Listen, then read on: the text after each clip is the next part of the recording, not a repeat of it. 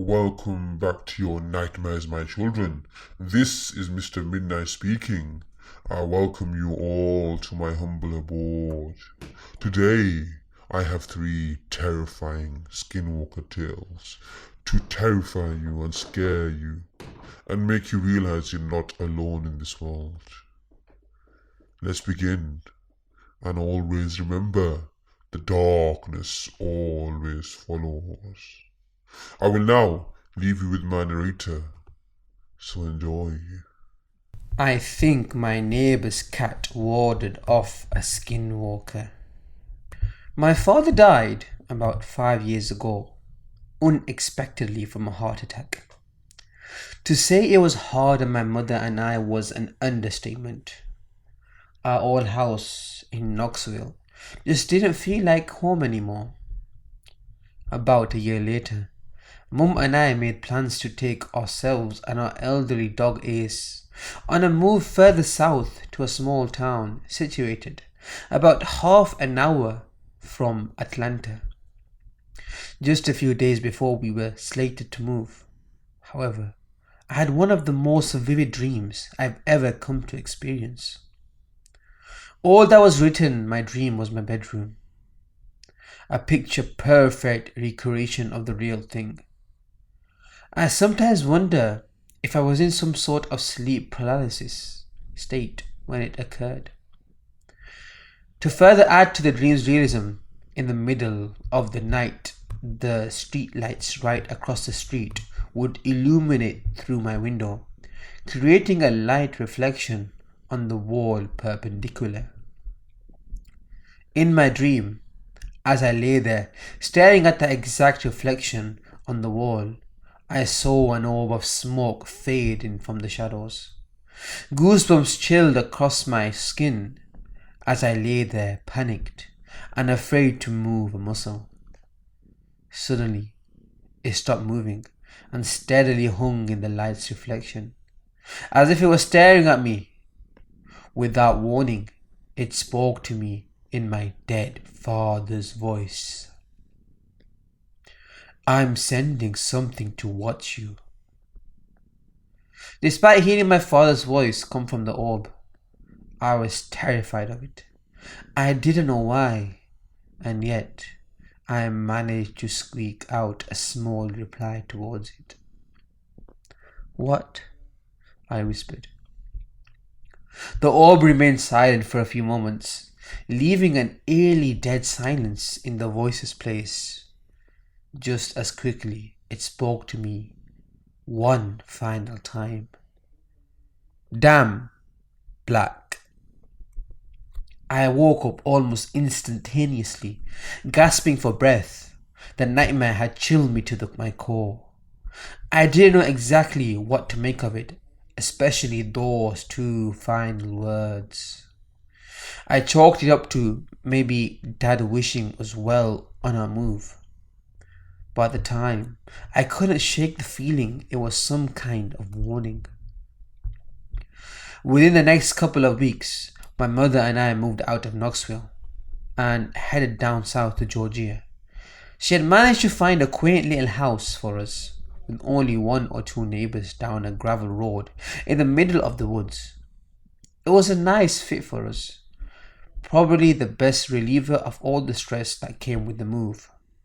However, was our new neighbor's cat. She was a petite, older black cat that gravitated towards me almost instantly, and I treated her as if she was my own pet. I left out a can of food once or twice a week for her, and even if I didn't call out for her, when she saw me outside, she would always run up to me. She helped ease my tensions about leaving Knoxville behind, especially without Dad there with us. Less than a month into our new house, I awoke suddenly to a faint coughing noise that sounded like it was coming from downstairs. One important thing to know about our dog Ace is that he has a collapsed trachea. He needs medicine to help calm the condition down, so I'm used to waking up in the middle of the night to give him his medicine. I proceeded downstairs from my bedroom to give him his cough medicine, but I couldn't find him anywhere throughout the house. He wasn't in his bed sleeping. He wasn't in the kitchen. He was nowhere to be found. I didn't check Mom's bedroom, however, as to avoid waking her up. Besides, I wouldn't have heard the coughing if he had been in there anyway, so I just let it be. That's when I heard the cough again. It was coming from further away, as if from outside. It looked over at the side patio door leading out into the woodlands and realized I had forgotten to shut it. There it stood, slightly ajar. Shiz! I thought to myself. He got out. I immediately ran outside with a flashlight and started calling out for my dog. Ace! Ace! I shouted into the neighboring trees. I heard another cough and shined my light in its direction. That time, it had echoed from down the gravel road. I swear a path had never looked so terrifyingly desolate before in my life that night. As I stared down the small gravel road that had led us to our new home, but in that moment, I thought my dog was lost, and I chalked it up to new house jitters, so I pressed onward.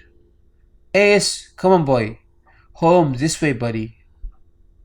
That's when I heard it, the cough that I had been following, almost right beside me, but this time it didn't stay like the dry cough I had been hearing. Instead, the cough had slowly descended into a low growl. I shined my light towards the new sound. There stood a bright red fox in the middle of the path. For a moment I figured it was some kind of sick fox I had mistaken for my dog the whole time, as I was processing what I was seeing. It stared directly at me. Its eyes glowed from the light of my flashlight. However, our stare broke when it tilted its head to the right. I looked down and there she was, our neighbor's little black cat standing beside me. However, it was as if she had completely changed persona. She was no longer the happy, affectionate cat I had come to know. Instead, she had her back arched upright, every fibre of her hair standing at attention, and uttered the lowest growl I had ever heard come out of a feline. In that moment, I figured she was scared of the fox, so I kneeled down beside her in a bid to coax her away and avoid the fox hurting her. But no matter how many times I tried to coax her out of fight mode, she wouldn't budge. Her stare remained unfazed. That's when I looked towards the direction of the fox once more.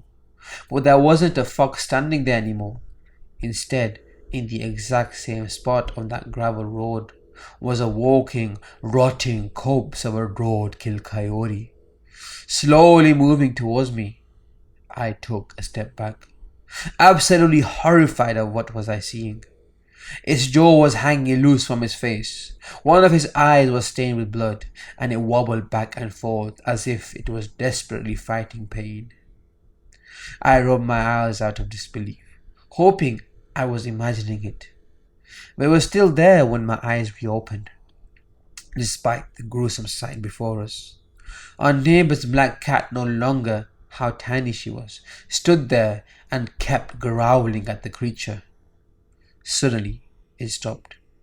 The creature had ceased its walk towards us.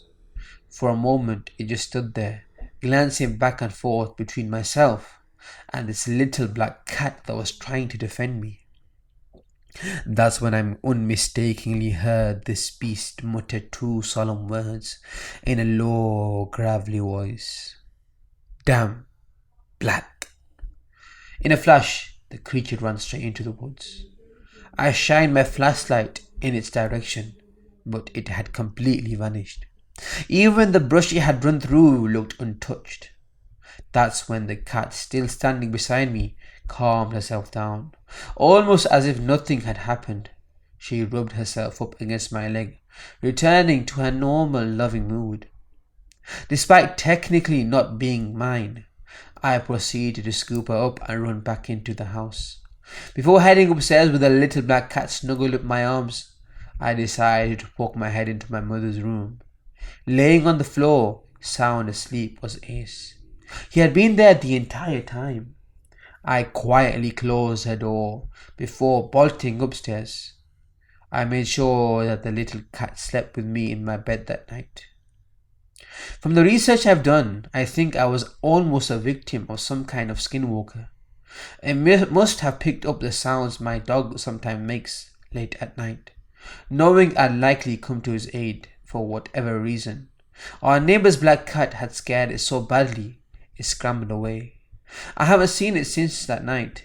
Maybe because that same cat still likes to wander down the gravel road late at night. Or maybe that thing just decided I wasn't worth the trouble.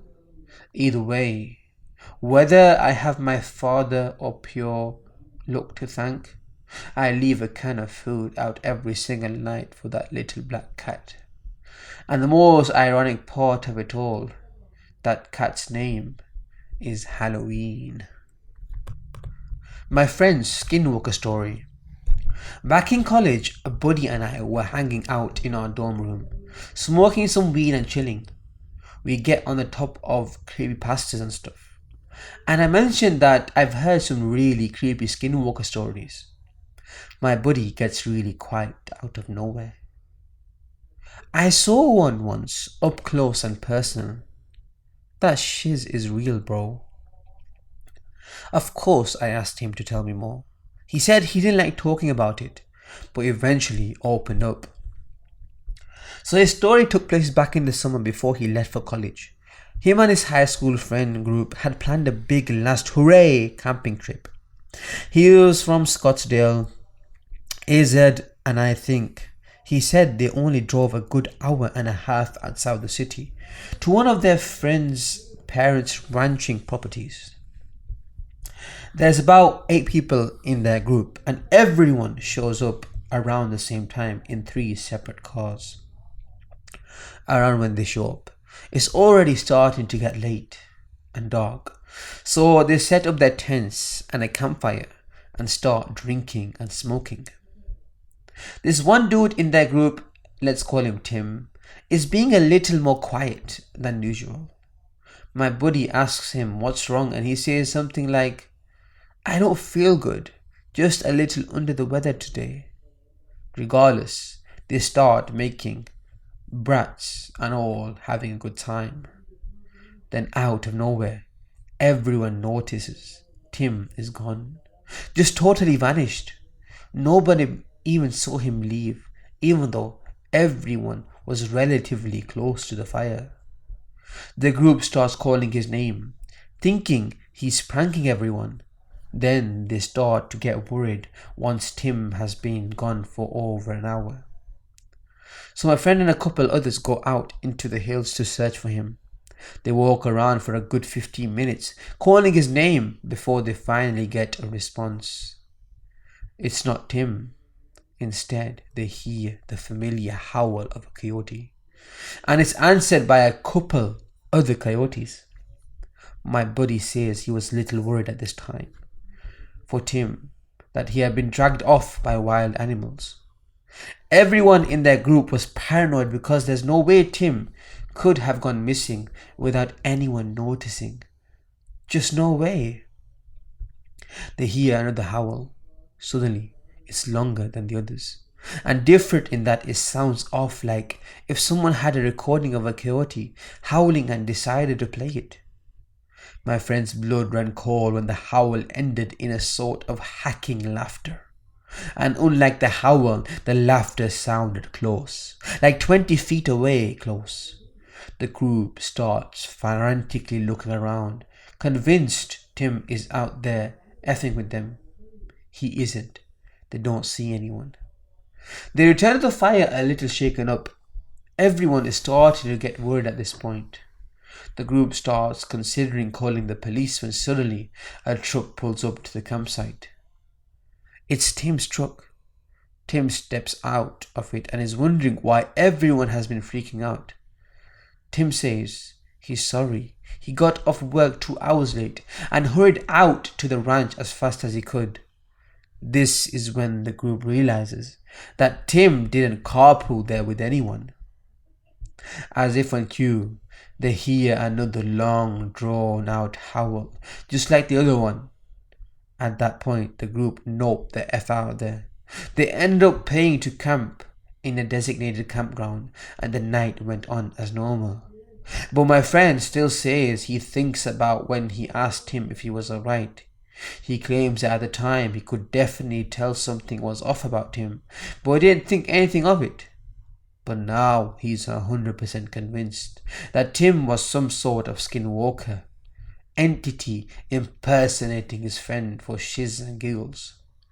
How the creature knew what Tim looked and sounded like? Well, he has no explanation for that. Maybe it just got inside their heads. I think I encountered a skinwalker. I have no evidence, but I promise you all this story is real. Sorry for the wall of text. I've always been a bit of a skeptic ever since I was a kid. Scary stories don't faze me. Horror games never frighten me. And whenever I hear something weird at night, I instantly assume it's something normal, an animal, or just the house setting. Despite this, something very unsettling happened to me the other day, and I'm really not sure what to make of it. I think it's the first time in years I've been genuinely frightened.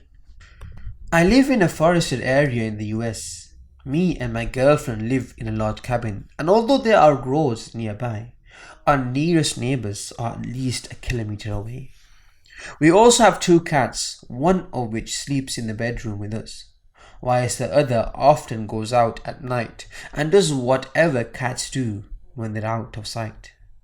Anyway, I like to stay up late at night and sleep late into the morning, whereas my girlfriend's an early bird. It was about 1 in the morning and I was watching crappy TV in the living room whilst my girlfriend slept in the bedroom. I was beginning to grow tired when I heard something outside, near the cat flap.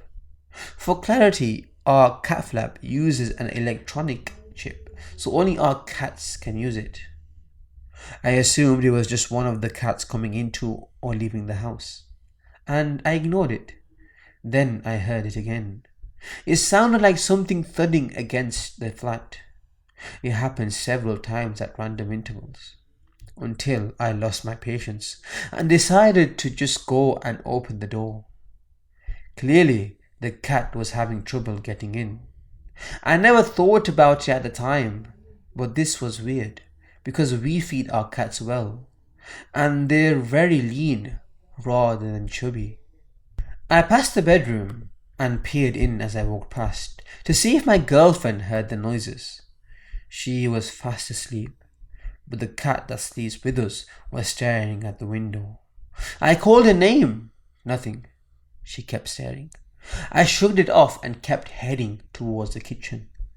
The back doors are through there, by the way. Anyway, so I reached the back door and saw a dog shape through the translucent flap. I sighed, expecting the cat to be out there, and opened the door. It took me a moment to open the door, and I saw the cat tense up as I opened the door. The door opened fully. I froze. It wasn't my cat.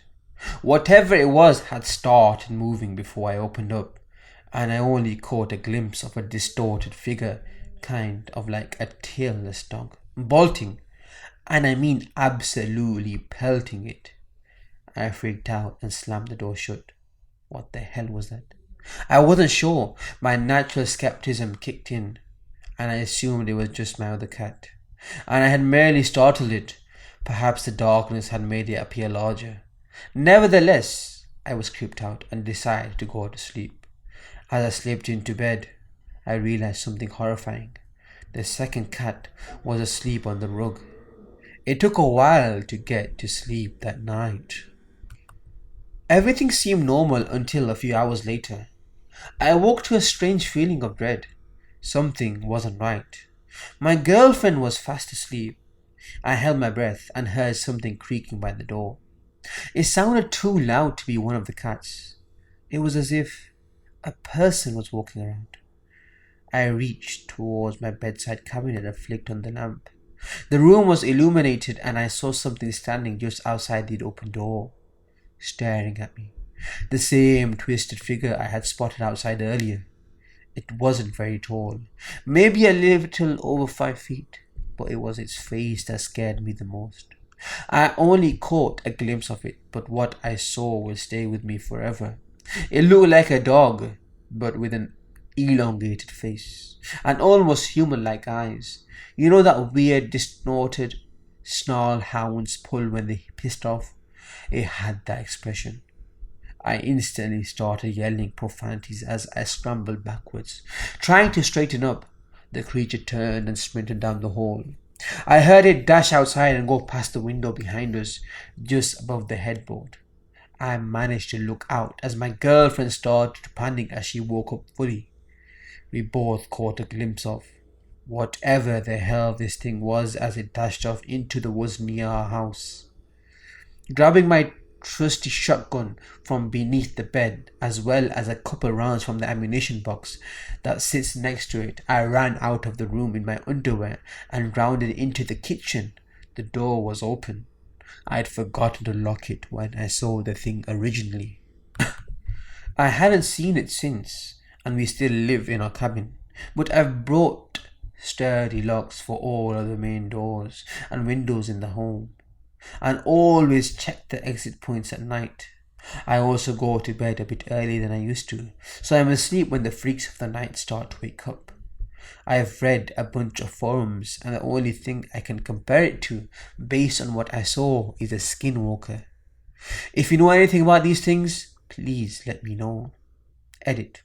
I wrote daughter by mistake. Sorry about that. I don't actually have a daughter. Also, for those who are asking, I'm originally from England, then moved overseas later on in life. I always preferred using kilometers as I just find them easy to use, and any spelling mistakes are just me being an idiot who can't spell. Well, my children, I thank you all for listening. I hope these 3 scary stories frightened you. I'll see you again very soon. So until then, love the darkness as it always follows.